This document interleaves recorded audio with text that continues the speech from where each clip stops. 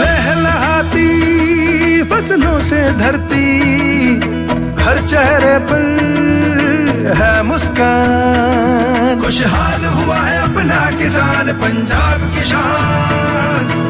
पंजाब सरकार किसानों की बेहतरी के लिए प्रतिबद्ध है। खाद, बीज और बिजली की आपूर्ति से लेकर फसलों का उचित मूल्य सुनिश्चित करने तक हर जरूरी कदम उठाए जा रहे हैं ताकि किसानों को अधिक लाभ मिले। दोस्तों, असम के अंदर गजब हो गया।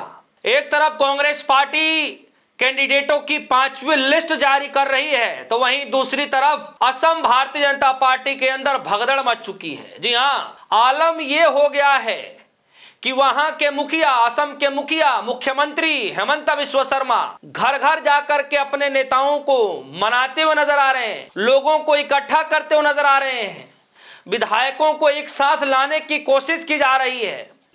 दोस्तों, एक बड़ा झटका भारतीय जनता पार्टी को लगा है। हालांकि पहले ये कहा जा रहा था कांग्रेस पार्टी को लगा है, जब एक कांग्रेस पार्टी के जो है नेता ने बीजेपी का दामन थामा, लेकिन अब तो लड़ी लग गई है। बीजेपी की तरफ से तमाम नेताओं ने कांग्रेस पार्टी का दामन थामना शुरू कर दिया और यहां तक कि बीजेपी से बगावत करना शुरू कर चुके हैं। खबर जरा देखिए किस तरीके से बताया जा रहा है कि असम चुनाव से पहले बीजेपी को झटका, हेमंता सरकार में मंत्री रही नंदिता गोरलोसा कांग्रेस में शामिल। जी हां, नंदिता जो है अब भारतीय जनता पार्टी का दामन छोड़ करके मंत्री पद से इस्तीफा दे करके अब कांग्रेस पार्टी में शामिल हो गई हैं। अब एक बात बताइए कि अगर बीजेपी की रणनीति वहां पर काम आती, मोदी जी के चाणक्य की अगर इतनी ही रणनीति काम आती, हेमंत बिस्वा शर्मा की घर पर जाकर मिलने वाली रणनीति, मनाने वाली रणनीति अगर इतनी ही कामयाब होती, तो आज उनके सरकार में मंत्री रही नंदिता अपने पद से इस्तीफा नहीं देती।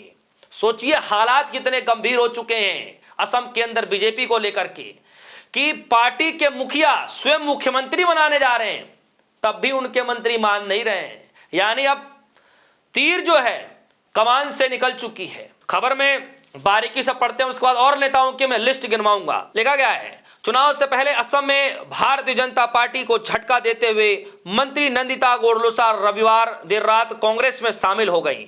वह दीमा हसाओ के पहाड़ी जिले से हापलोंग निर्वाचन क्षेत्र में चुनाव लड़ेंगी। इस सीट पर कांग्रेस के उम्मीदवार निर्मल लंगथासा से स्वेच्छा से सीट खाली करा दी है।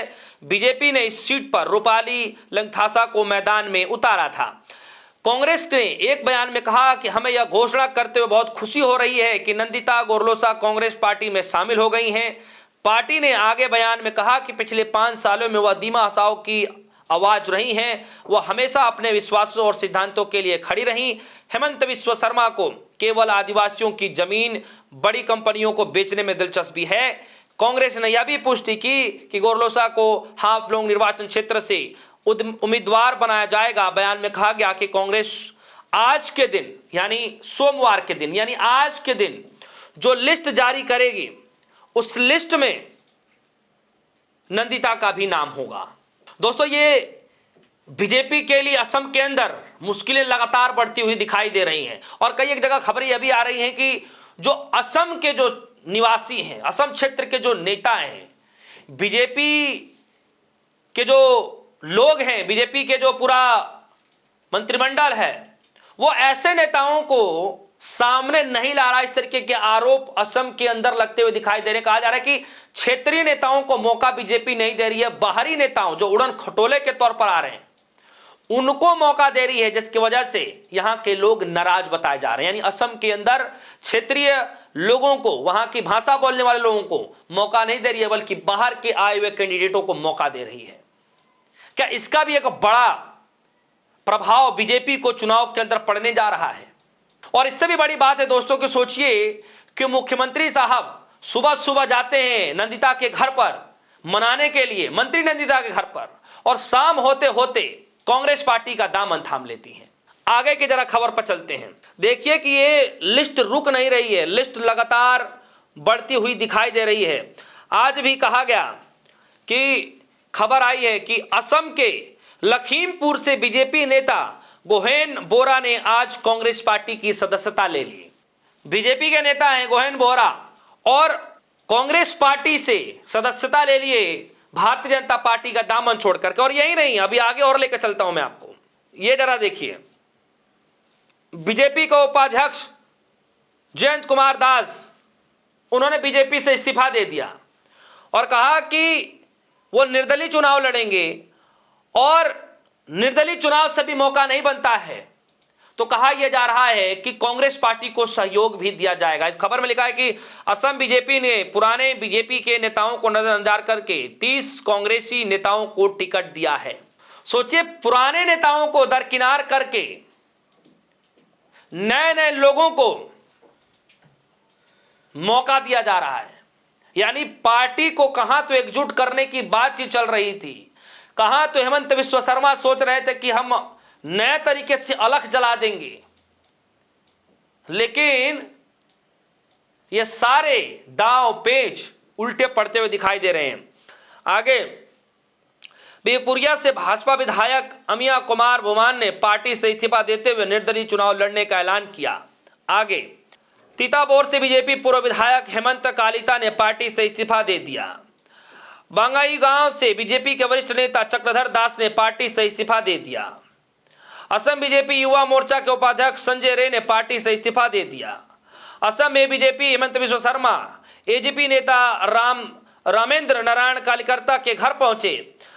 रामेंद्र कालिकर्ता ने गुवाहाटी सेंट्रल से निर्दलीय चुनाव लड़ने का ऐलान कर दिया। यानी यहां भी हेमंत उनके घर पहुंचे हुए थे, लेकिन जैसे ही वो निकले उन्होंने ऐलान कर दिया कि भैया हम बीजेपी से नहीं लड़ेंगे बल्कि हम निर्दलीय चुनाव लड़ेंगे।